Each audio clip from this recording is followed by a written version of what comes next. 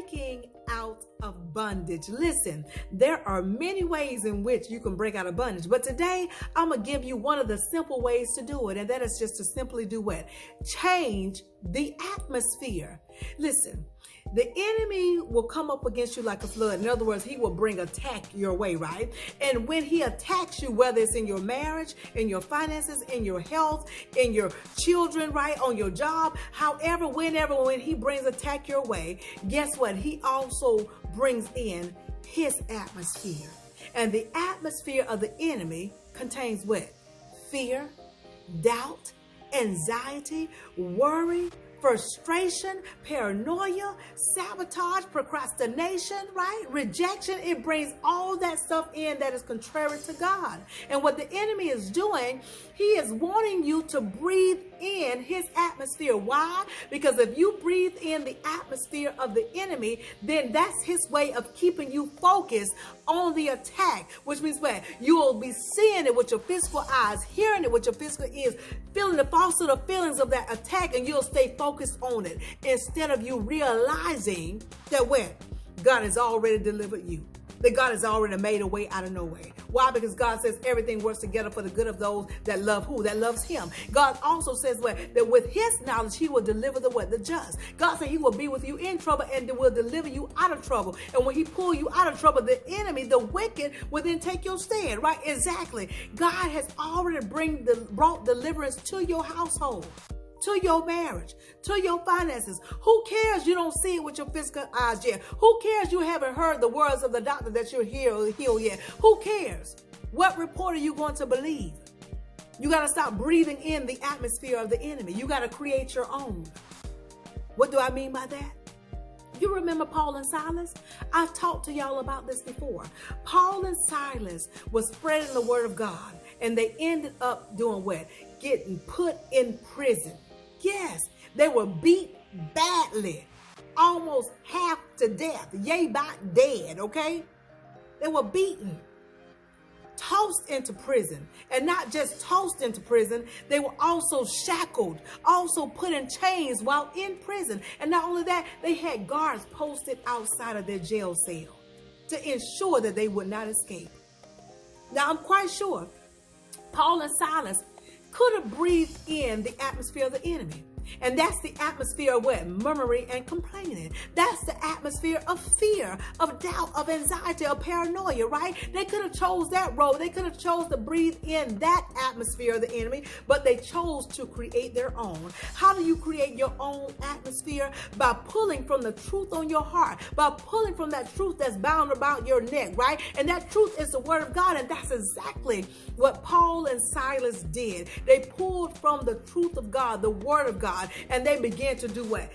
Sing praises to God. They began to worship God. In other words, what? They didn't pay attention to what they were in. In other words, what their physical eyes were showing them. They were paying attention to what God had already done. See, a lot of times we get caught up in the attack instead of seeing the deliverance. Do y'all hear me? We sometimes get caught up in the attack instead of being caught up in the deliverance.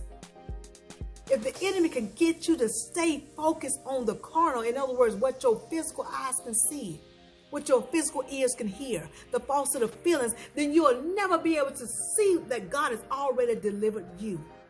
But the only way to see it, to see that God has made a way out of no way for you, to see that God has already healed your body, to see that God has already brought your marriage back into restoration, to see that God has already brought your kids back to the state of obedience, right? To see that God has delivered you, you've got to do what?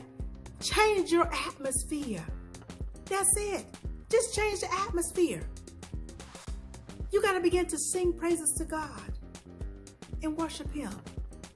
When Paul and Silas began to sing praises and worshiping God, God said, look at that. In the midst of it all, in the midst of the attack, my boys, Paul and Silas, is giving me the praise because they see with the spiritual eyes that I've already delivered them. So God said, I got to do what I got to do. I got to do what they see. I got to do what they see according to my word. Why? Because God said his word is not going to return back unto him void. It's going to accomplish what it was sent out to do, and it's going to be prosperous. So what did God cause to happen? God caused an earthquake to take place. Now remember and mind you that when Paul and Silas was singing, you know those guards was looking at them like they were cuckoo for Cocoa Puffs. They were saying, look at them.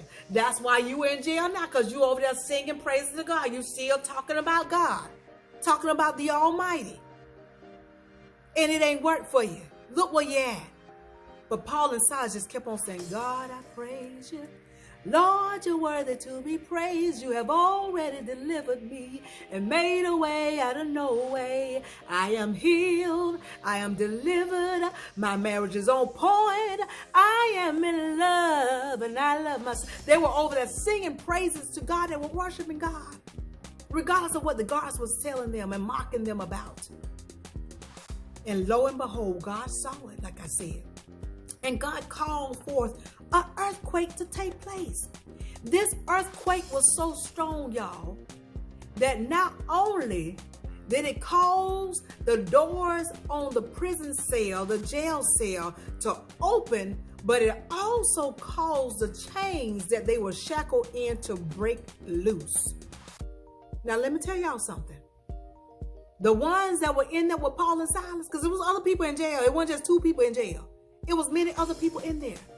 Don't you know that when the earthquake happened, that not only Paul and Silas' doors were broken open and their chains were loose, but everybody else in the prison cell and their chains around their ankles, don't you know they were set free too?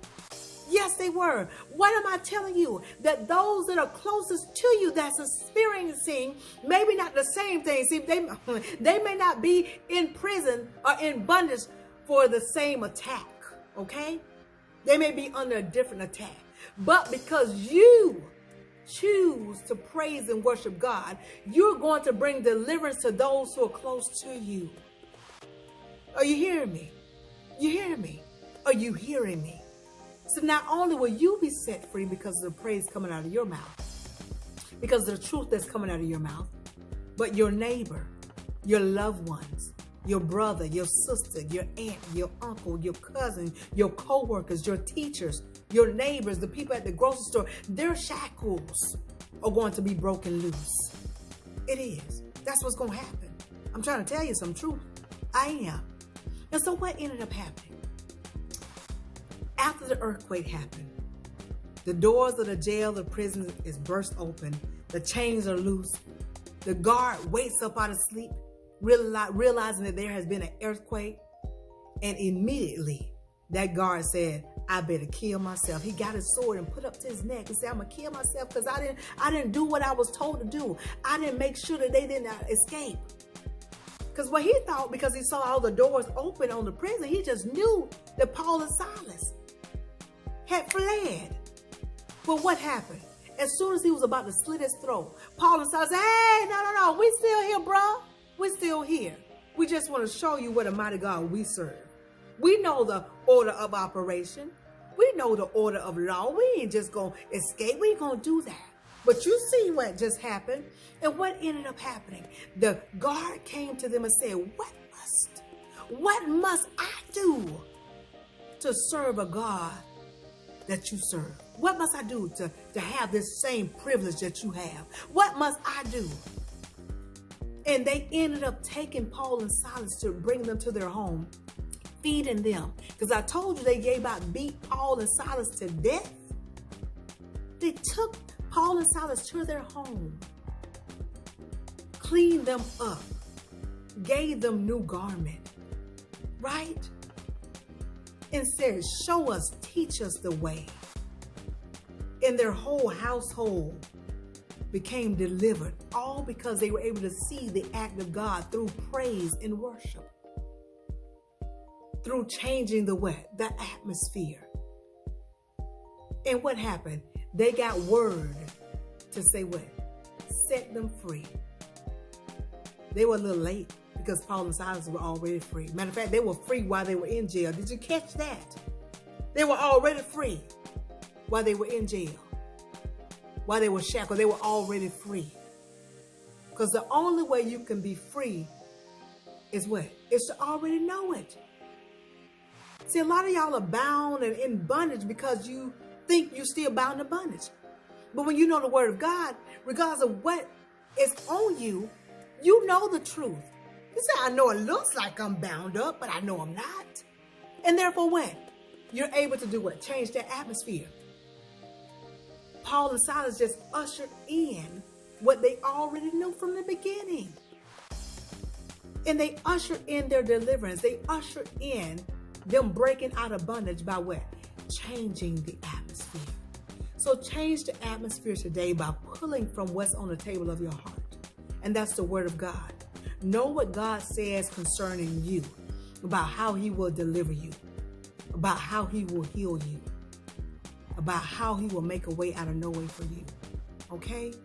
When you know God's truth, not the fact. The fact is that the doctor said this, that, and the other. The truth is that God said you're already healed.